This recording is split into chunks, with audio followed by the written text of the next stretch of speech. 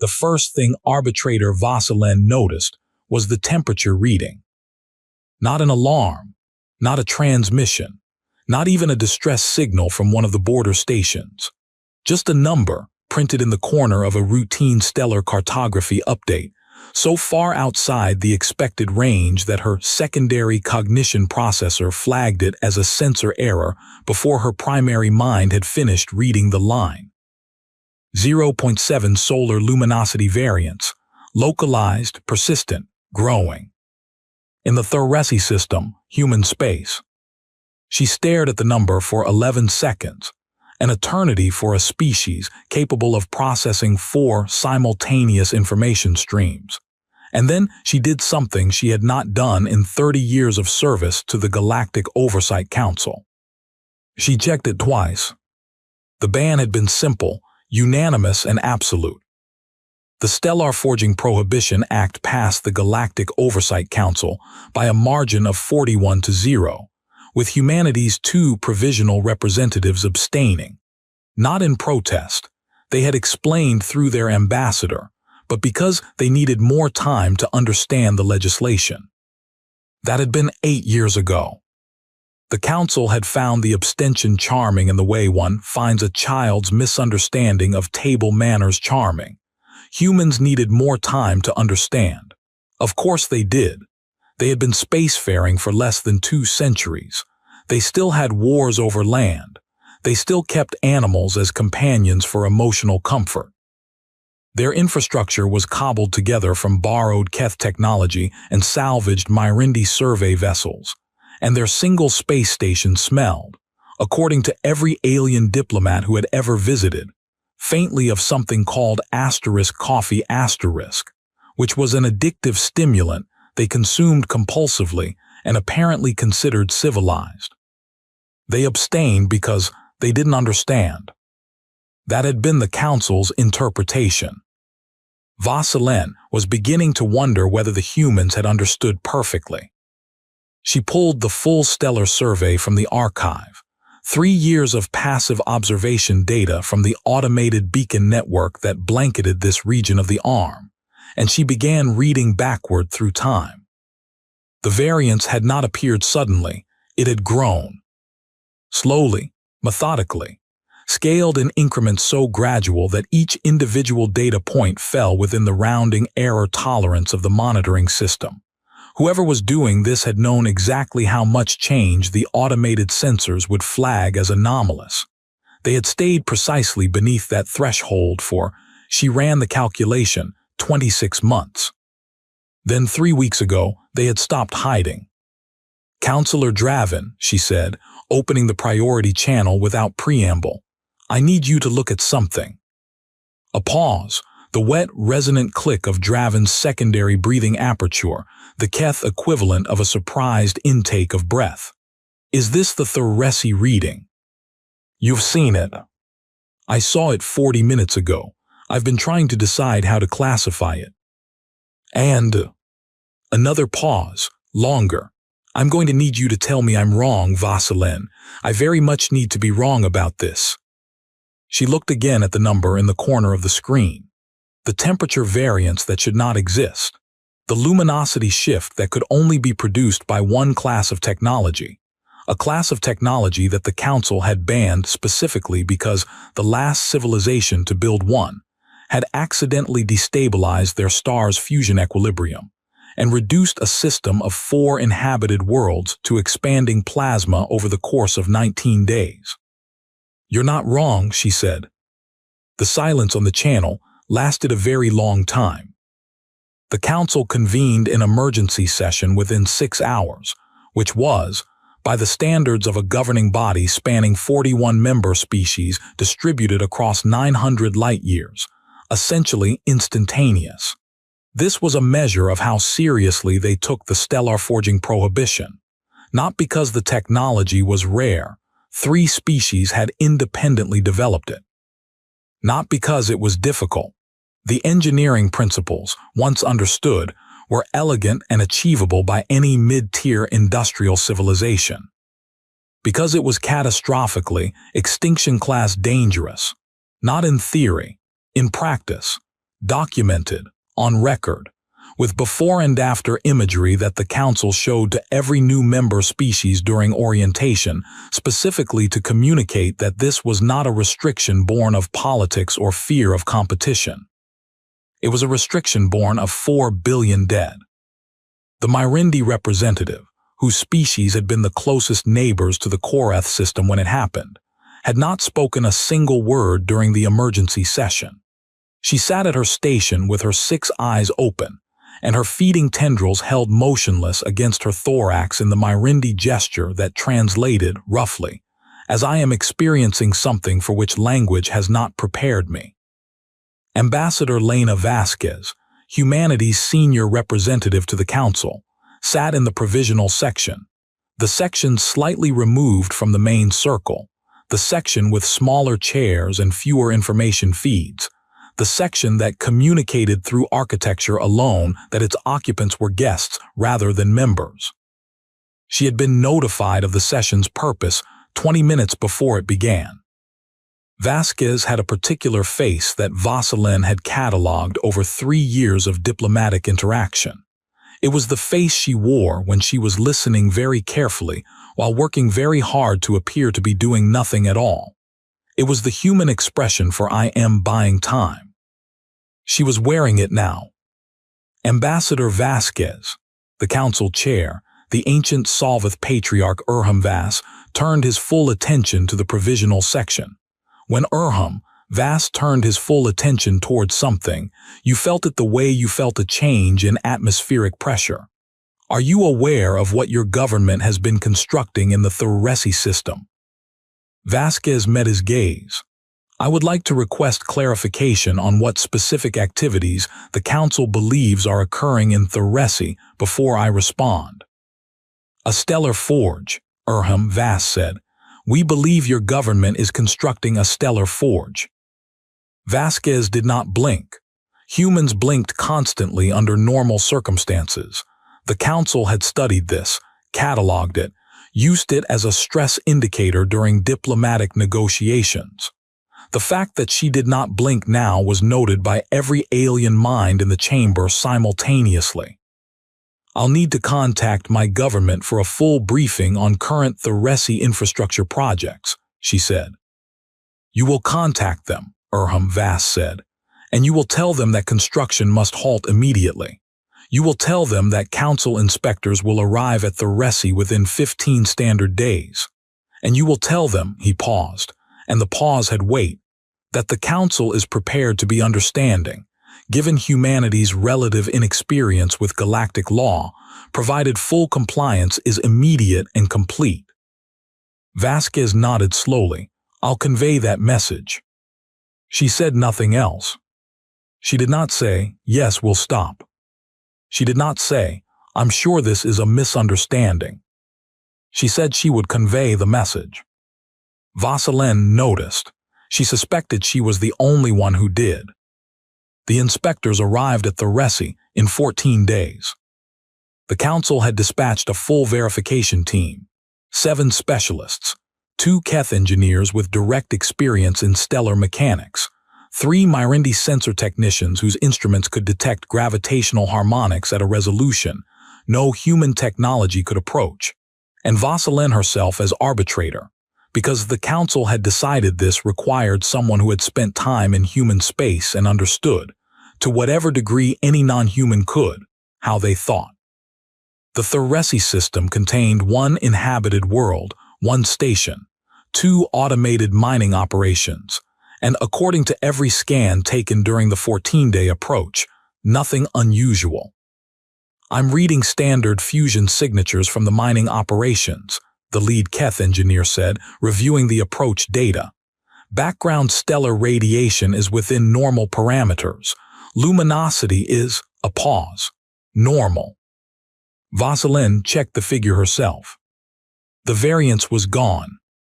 Not reduced, not declining, gone, as if it had never existed. They stopped it, said one of the sensor technicians. No, Vasselin was still looking at the data. This is wrong.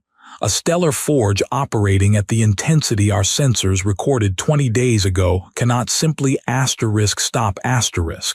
The thermal inertia alone would take months to dissipate. This is an error, the engineer offered. She looked out at the star. The Ressi sun hung in the viewport, orange-white and serene, utterly ordinary. She looked at it for a long time. "Bring us in," she said. "I want to speak to their station commander directly." The human station was called *Threshold*. It was, by galactic infrastructure standards, embarrassingly modest, a cylindrical structure roughly 2 kilometers in length, clearly constructed in sections over a period of years, with additions and modifications visibly bolted to earlier sections in a way that suggested the builders had been improvising the design as they went. The Keth engineers said nothing, but their body language communicated volumes. The station commander met them at the docking bay. Her name was Commander Yale Dror, a compact woman with close-cropped gray hair and the particular stillness that Vasilin had learned to associate with military training. Not the stillness of calm, but the stillness of something held in reserve. "Arbitrator," Dror said, shaking her hand in the human fashion. "Welcome to Threshold. We've prepared full access to our facility logs as requested, if your team would like to begin the inspection." "Commander," Vasilin did not accept the deflection. "Our long-range sensors recorded a sustained luminosity variance in your star 23 days ago. The readings indicated active stellar forging class energy manipulation. I'd like your explanation before we begin any inspection." Dror met her eyes.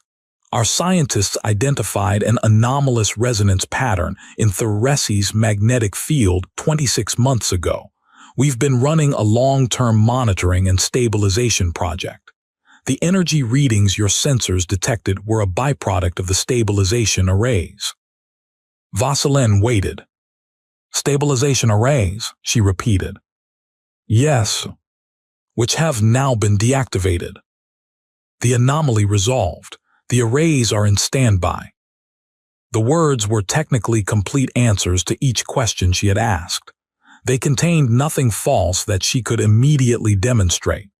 They were also, in the way that completely true statements can sometimes function, entirely a form of misdirection.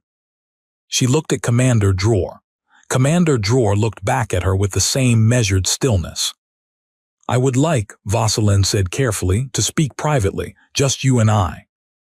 They sat in Dror's office with the door closed.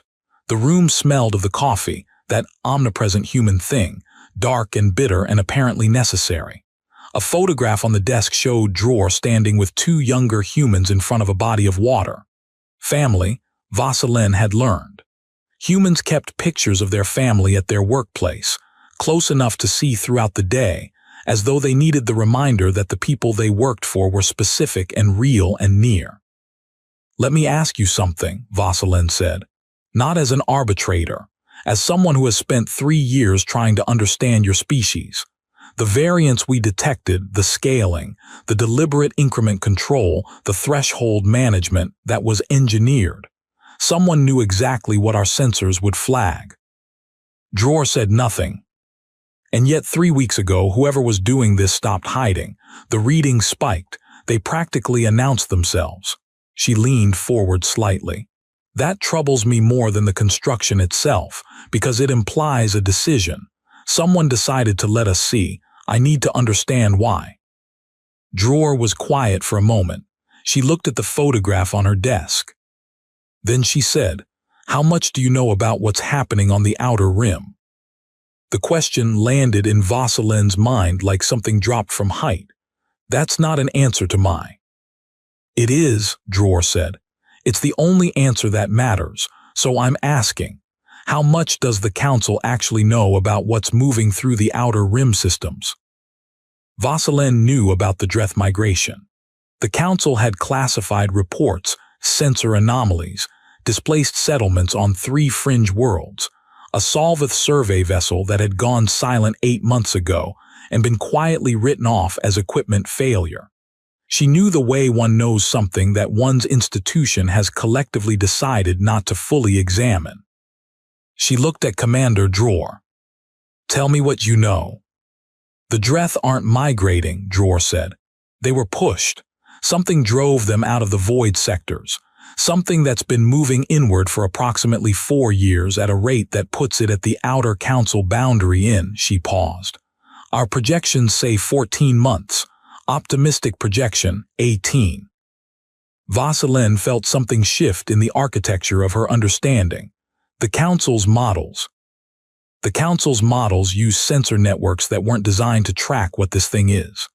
Dror's voice was level, informational, stripped of drama in a way that made it more frightening, not less.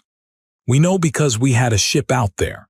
We sent it specifically because we were worried about the discrepancy between official council data and what our outer colonies were reporting. And the ship came back, which is more than I can say for the Solveth survey vessel." She held Vaseline's gaze, but only barely, and only because the crew made a decision that the council's rules of engagement would have explicitly prohibited. The room was very quiet.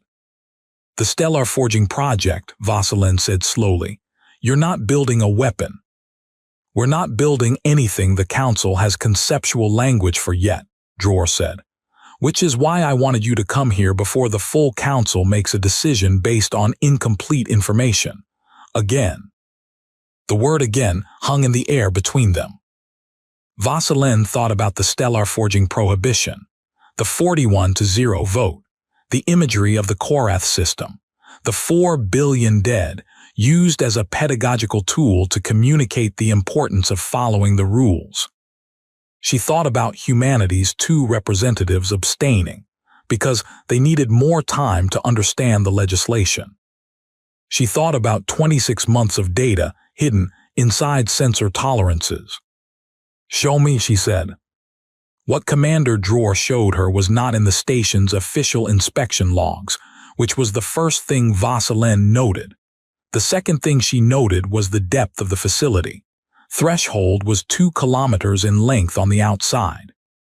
The actual inhabited and operational sections extended another 3 kilometers inward through the asteroid it had been built into, carved into the rock over what must have been years, invisible to any external scan, because the rock itself absorbed and scattered the energy signatures. The humans had built the actual station inside the station. The Keth engineers back in the inspection bay with access to the official logs were seeing, she realized, exactly what they were meant to see.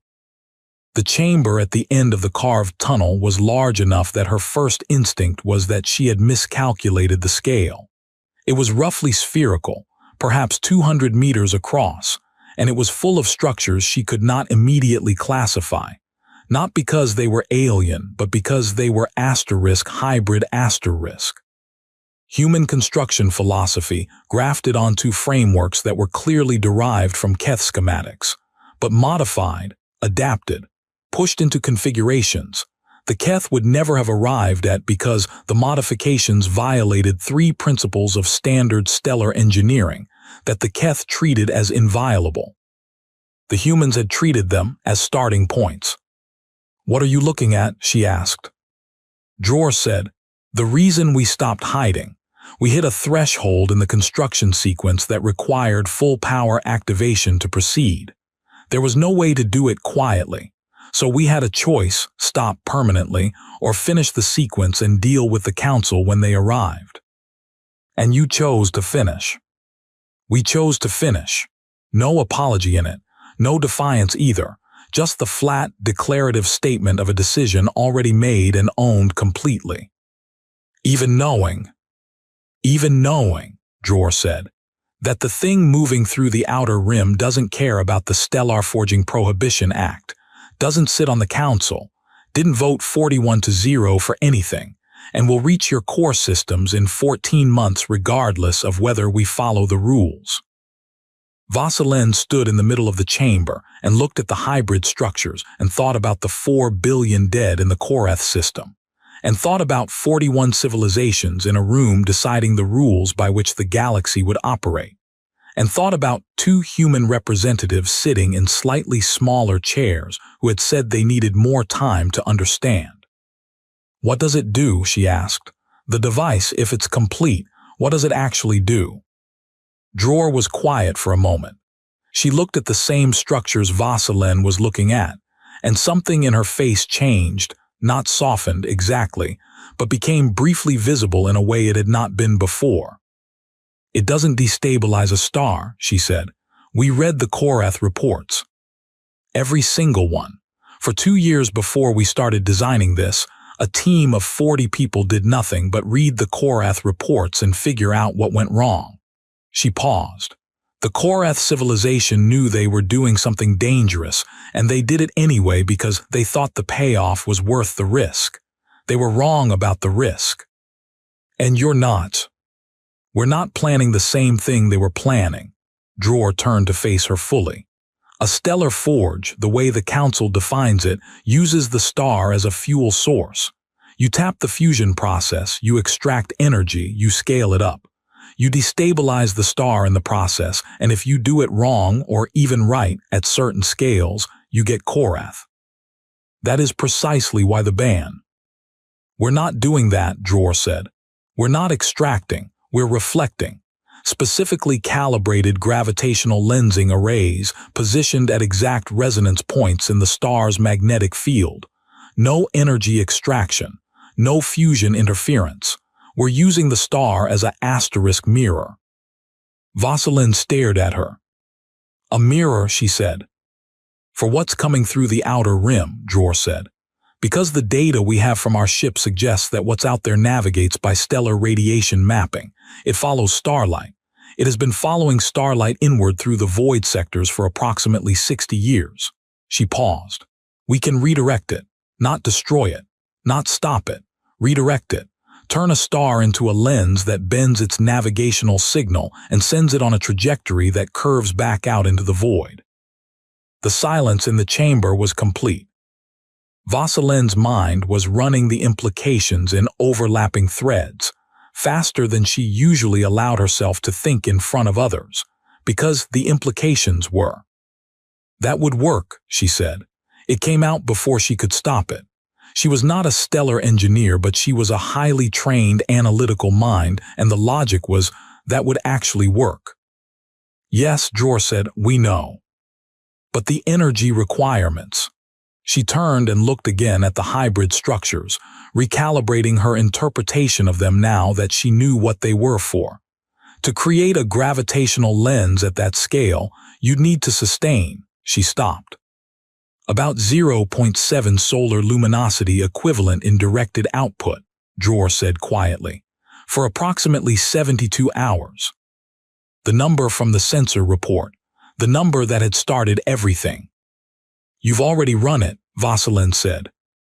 "We ran a full-scale test 3 weeks ago." Dror paused. "It worked." Vasilin found that she needed to sit down. There was a human chair nearby, too small, proportioned wrong, and she sat in it anyway. "You built a prohibited technology," she said, working through it aloud, "that technically violates the letter of the stellar forging ban, in order to demonstrate a proof of concept for a defensive application that no one on the Council knew to request, in preparation for a threat that the Council's models haven't properly characterized, using a method that the Council's engineers would likely have dismissed as theoretical. We built it in 22 months, Dror said, with what we had. The addition was not boastful, it was informational, but it landed with weight regardless. The survey ship you sent to the outer rim, Vasilin said. The one that came back, I want to see the data. You will, Dror was quiet for a moment.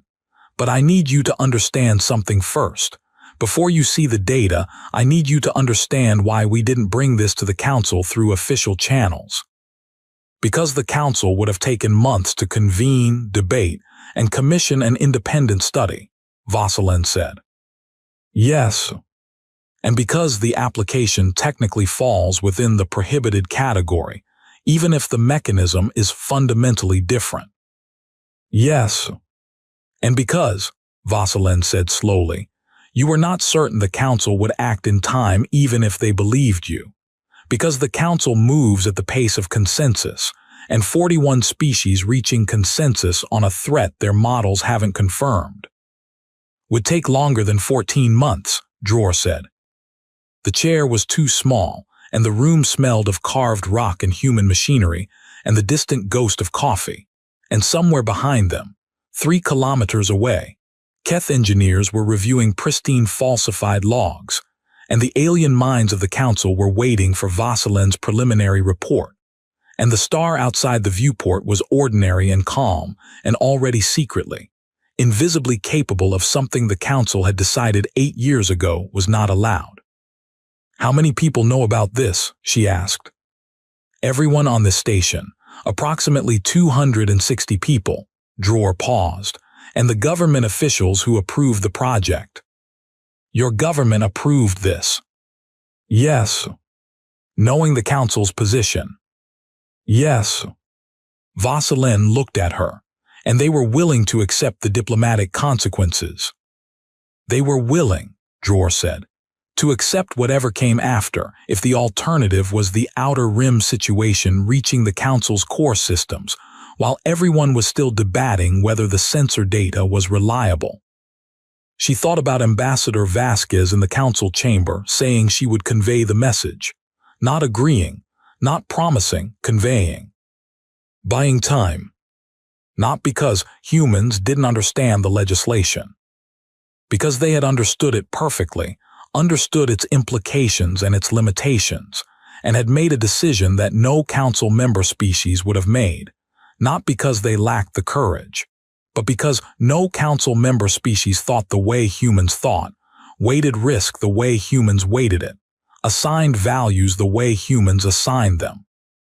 No Council member species had the particular combination of awareness of their own mortality and willingness to proceed anyway. Show me the survey ship data, Vasilen said, all of it.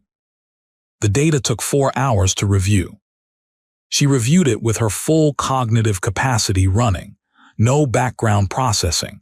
Every analytical thread focused on the information coming from the human research vessel *Yos.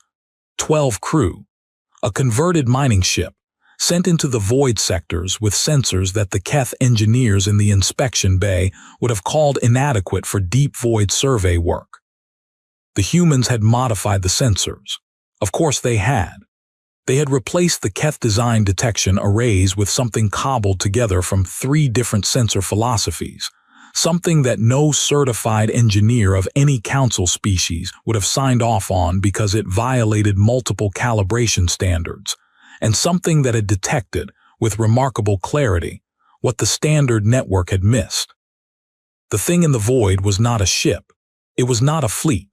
The human crew had debated terminology in their logs. She could see the debate in the notation timestamps, people arguing in the margins of scientific records, the way humans apparently argued everywhere, and had settled on the word *migration before crossing it out and writing *propagation, and then crossing that out too. The word they ultimately used was the one they always seemed to fall back on when existing language failed them. Thing. It was a thing approximately 70,000 kilometers across at its widest observed point. It had been traversing the void for a minimum of 60 years based on the trajectory data. It was not hostile in the way a fleet is hostile, did not have weapons in the way a warship has weapons, but 3 of the fringe worlds it had passed through were no longer inhabited, and the Dreth who had fled it were not fleeing violence. They were fleeing consumption. The thing ate starlight. It processed stellar radiation as fuel, navigated by it, was drawn toward it with an orientation so fundamental that redirecting the signal was not a workaround. It was the solution. The *Yos* crew had survived contact, barely, by the margins of barely that exist only in retrospect, only because everyone who lived can tell themselves the margin was always there, by doing something that the Council's rules of engagement explicitly prohibited. They had detonated their mining array at maximum yield while still within the thing's sensor range. In the middle of a scientific observation mission, they had functioned as a weapon.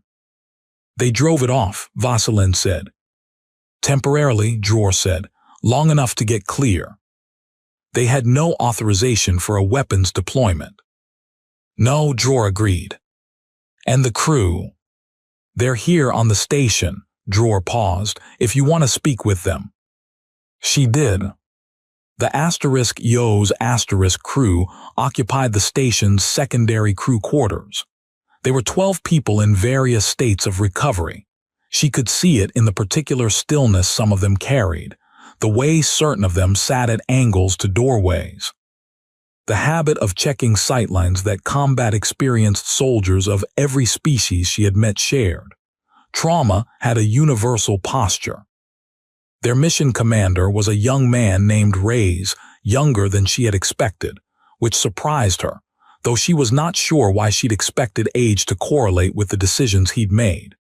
He stood when she entered and offered his hand and looked at her with the directness that she had come to understand was the human version of complete honesty. No signaling, no performance, just the fact of meeting her eyes. I understand you've reviewed our data, he said. I have. I have questions about your decision to deploy the mining array. I know, he said again. We violated protocol. You violated multiple protocols. You were on a scientific observation mission. You were not authorized for contact, for active sensor sweeps within 5,000 kilometers, and certainly not for weapons deployment. Yes, he said. She waited. We had a choice, he said, between the protocol and the crew. The thing, whatever it is, had oriented on us. It was tracking our energy signature. In approximately 4 minutes, it would have been close enough that departure would have been, he paused, difficult, so we made a choice. The protocol exists because unilateral contact with an unknown entity could precipitate. I know why the protocol exists, Reyes said quietly, not rudely, not dismissively, with the particular gentleness of someone who has already had every argument that's about to be made in their own head at 3 in the morning alone. I read the reasoning, I understood it, and then I made a different decision. He looked at her. Are any of my crew in legal jeopardy? He asked. It was not the first question she had expected. She had expected defensiveness, justification, an extension of the argument. Instead, the first thing he asked was whether his crew would face consequences. That's a matter for the council, too. I want to know, he said, before I answer any more questions, whether my crew is protected. Because everything that happened was my decision, my order, and if there's disciplinary action, it should be mine. Exclusively. Vasilin looked at him for a long moment. Sit down, she said, though she was the one who had arrived. Tell me everything from the beginning, not the data, what you saw asterisk. He talked for 2 hours. She had reviewed the *Yo's data, the sensor logs, the calibrated outputs and trajectory analyses, and all the careful language of the scientific record. She had not understood what it had actually been, until Reyes described watching the thing move through the void through a viewport, 12 humans in a converted mining ship, without any of the context or preparation that every council protocol required before any crew encountered something new. They had watched it process a small body, not a planet, not inhabited, but large, and they had watched it in real time. The crew packed into the observation deck because there was not space for 12 people in the viewport room, and they had crowded in anyway. Because humans apparently could not be alone for events they felt should be witnessed together. We were quiet, Reyes said, completely quiet for about 20 minutes, which is, he glanced at Commander Dror briefly, who was standing near the door. That's not normal for us. No, Dror confirmed quietly, it isn't. And then Vasari, she's our sensor tech, she said, I need everyone out of this room. I need to concentrate. And she sat down at the console and she started running calculations for 6 hours without stopping. The trajectory projections, Vasilin said.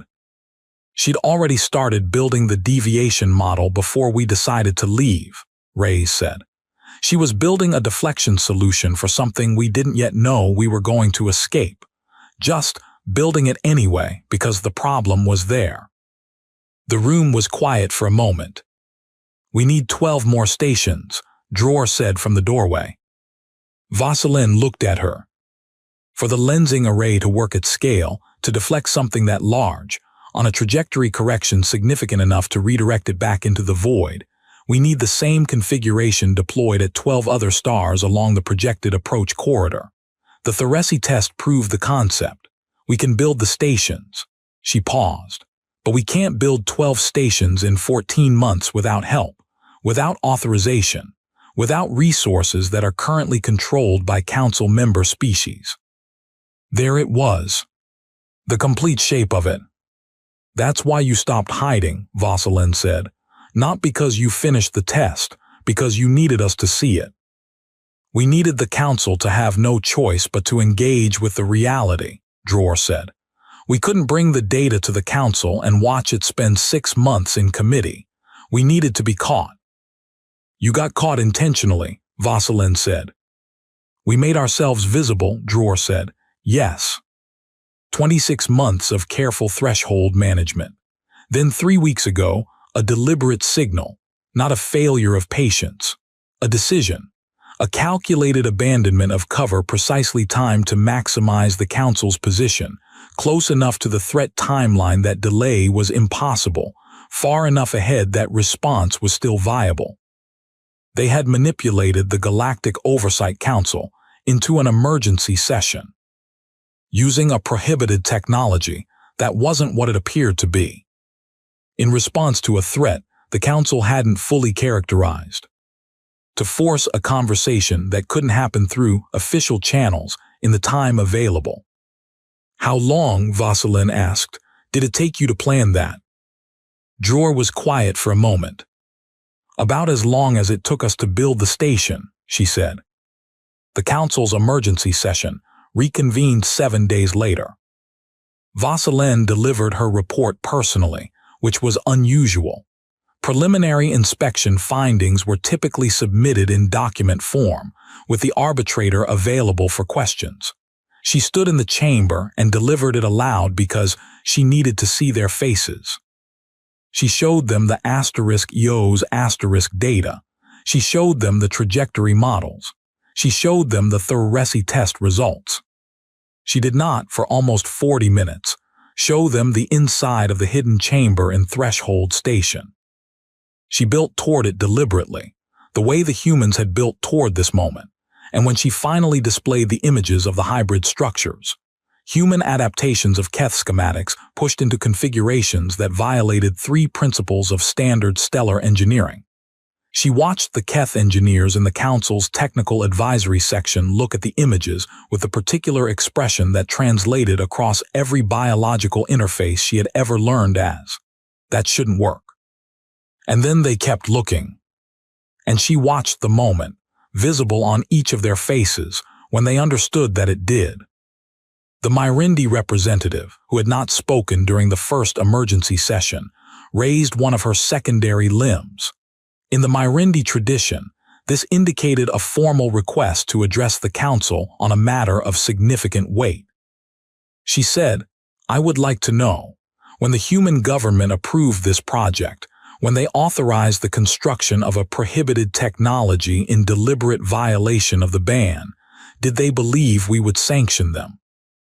Vasquez, sitting in the provisional section with her same measured stillness, was the one who answered. They believed, she said carefully, that you would have to decide whether the letter of the prohibition or the survival of the core systems was the more pressing concern. They felt that faced with that choice, you would make the right decision. That is a very generous assessment of this Council, the Myrindi representative said. They're a generous species, Vasquez said, when they trust people. And if the Council had decided to sanction them regardless, then they would have appealed and continued building. She paused. The project was always going to be completed. The only question was whether it would be completed with the Council's help or without it. The chamber was not quiet. Every species communicated distress differently, and the chamber was full of distress, communicated in 41 different registers simultaneously. Urham Vas, the ancient Solvith patriarch, raised one hand, a gesture that produced silence because everything he did produced silence. He had been watching Vasquez for the last 40 minutes with an expression that Vasselin could not entirely read, which was itself unusual. "Ambassador," he said, "your species has been members of this council for 11 years. You have 2 provisional seats. You are not full members. You have no veto authority, no binding vote, no right to unilateral action within the arm." He paused. "You built an illegal facility, sent an unauthorized vessel into the void sectors, and manipulated this council into an emergency session using a prohibited technology as evidence." "Yes," Vasquez said. "And you did this," Urham Vas said, "because you decided it needed to be done." "Yes." "On behalf of 41 species who did not ask for your help." The silence was different now, not distress, something else, something that moved through the chamber like a change in pressure. "Yes," Vasquez said quietly. Urham Vas was quiet for a long time. His species lived for centuries, and the weight of centuries was in the pause. "The construction of 12 additional lensing stations," he said at last, "will require an emergency authorization, a reinterpretation of the stellar forging prohibition as it applies to non-extractive configurations, a full council technical review of the *Yos* data, and the assignment of primary coordination authority to a member species technical team with Keth engineering leadership." "We understand," Vasquez said. "The humans will be subordinate to that coordination structure." "Of course. And their provisional representatives will formally request," he said, each word deliberate, "that this council accept a motion for expanded provisional authority, given the demonstrated capacity for," he paused, "strategic initiative." Vasquez allowed a pause of her own, just long enough. "We'd be honored to make that request," she said. The 12 stations were completed in 11 months and 3 weeks. Vasselin was present for the activation. She stood in the coordination center on Threshold Station next to Commander Dror and watched the cascade sequence begin station by station across 12 systems, the lensing arrays coming online at calibrated intervals, each one shifting the calculated output of a star by precisely enough to create, in composite, a signal redirection the scale of which had never been attempted. The thing in the void changed course 19 hours after full activation. It did not respond, did not fight, did not adapt. It simply followed the light, the way it had followed light for 60 years, and the light now led somewhere else. The trajectory calculation took the deflection and ran it forward in time and put its ultimate course bearing toward a region of sparse interstellar medium with a stellar density insufficient to sustain it. It was not a victory in any conventional sense. Nothing had been defeated. No battle had been won. The thing would simply go somewhere else and eventually, over time, dissipate. "Is that it?" one of the junior technicians asked. Dror looked at the display. At the shifting track, the gradually curving line of a vast and incomprehensible thing being redirected by careful mirrors. "That's it," she said. The technician seemed deflated. The shape of the moment didn't match what endings were supposed to feel like. Dror looked at Vasselin. Vasselin understood. She was thinking the same thing. There would be no ceremony adequate to the thing they had built toward. No images dramatic enough to communicate what had been accomplished here. No language that compressed 26 months of hidden construction and 11 months of emergency authorization. And the *Yos* crew's particular silence in front of a viewport into a form the history files would carry correctly. 12 stations, Vasselin said, built in 11 months. 12 stations, Dror agreed, with help. You lost 3 people, Vasilin said, in the construction phase. 2 in a pressure failure on one of the outer stations, 1 in a transit accident. She knew their names from the station records. She had read them. And the *Yo's* crew has a member who will not return to deep void work. Yes, Dror said. The council will officially categorize this as a successful emergency response. The reinterpretation of the prohibition will stand. The lensing stations will become part of the permanent monitoring network. She paused, and none of the records will accurately represent what actually happened. No, Dror said, they won't. They'll show a legal framework, a multi-species collaboration, a successful deflection. Vasilin looked at the display, at the curving line still slowly shifting. They won't show the 26 months, the threshold management, the decision to be caught. Records never show that part, Dror said simply. She was not bitter. She did not say it with resignation. She said it the way she said everything, as a statement of known fact, owned and filed, moving on. Vasilin thought about the stellar forging prohibition, about 41 votes, about the 4 billion dead in the Korath system, used for decades as evidence for why the rules must be followed absolutely. She thought about how the Korath had known they were doing something dangerous, and had done it anyway because they believed the payoff was worth the risk. She thought about how the humans had known the same thing, done the same calculation, and arrived at a completely different place. Not because they were better, not because they were stronger, not because their technology was superior or their judgment was certified, or their history was longer or their seats were full membership rather than provisional. Because they had read the Korath reports for 2 years and understood the mechanism of failure and built something different while following what looked, from outside, like the same path. Because they had looked at a rule designed to prevent catastrophe and understood it deeply enough to know exactly where it did and did not apply. Because they had decided that time was the scarcest resource in the calculation and acted accordingly, and had then arranged with careful patience to be caught. Because they operated by an internal logic that looked, from outside, like recklessness, and from inside had always been the only available option.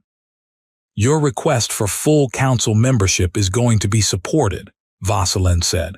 I'll be recommending it in my report. I know, Dror said. You knew. We expected it after, she glanced over. Not before. If we'd expected it before, we would have waited and asked through proper channels. Vasilin considered that. Would you have, she asked, truly? Dror was quiet for a moment. She looked at the display, at the curving line, at the star outside the viewport, ordinary and calm and secretly capable of redirecting things that could swallow worlds. No, she said at last, honestly, probably not. The Council's official records listed the Thoressi deflection as a multi-species cooperative success.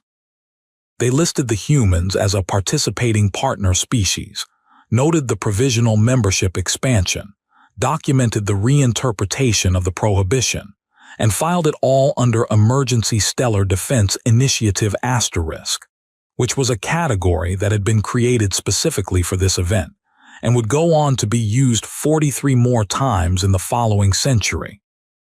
Always by species who had looked at a problem that couldn't wait for consensus, and had made a decision that couldn't be sanctioned until after it worked. What the records did not show was Vasilin's final entry in her private arbitration journal. She wrote it the night of the deflection confirmation, alone in her quarters on Threshold Station, with the coffee smell still faintly in the corridors and the photograph of Dror's family still on the desk in the office down the hall. She wrote, "The Council has spent 40 years teaching species what happened to the Korath. The lesson we have taught is, do not exceed your knowledge. Do not move faster than your certainty. Do not act outside your sanctioned boundaries." The humans read the same lesson and learned, understand the mechanism of failure completely, then exceed everything else. They are not the most powerful species in this council. They are not the oldest, the most experienced, the most advanced, or the most credentialed. They do not have the largest fleet or the deepest history or the most votes. They are the species that read the prohibition, understood it better than the species who wrote it, and then built the thing anyway. Not out of arrogance, not out of defiance, out of a specific, careful, fully considered belief that the situation required it and they were the ones in the position to act. Every civilization eventually reaches the point where the rules cannot protect them. What varies is what they do at that moment. Most species wait for the rules to catch up. Humans decide the rules will catch up to them. I do not know if this will save them eventually or destroy them. I know that it saved us today. I know that they knew it would. I know that they were right. She closed the journal. Outside the viewport, Theresi's sun hung serene and orange-white in the dark. Its ordinary light carrying no sign of what it had been asked to do, what it had done, what it was still, quietly, capable of doing. Somewhere in the void, something ancient and vast was following new light toward silence. And in a converted mining station built inside an asteroid at the edge of human space, 260 people who had spent 26 months hiding what they were building finally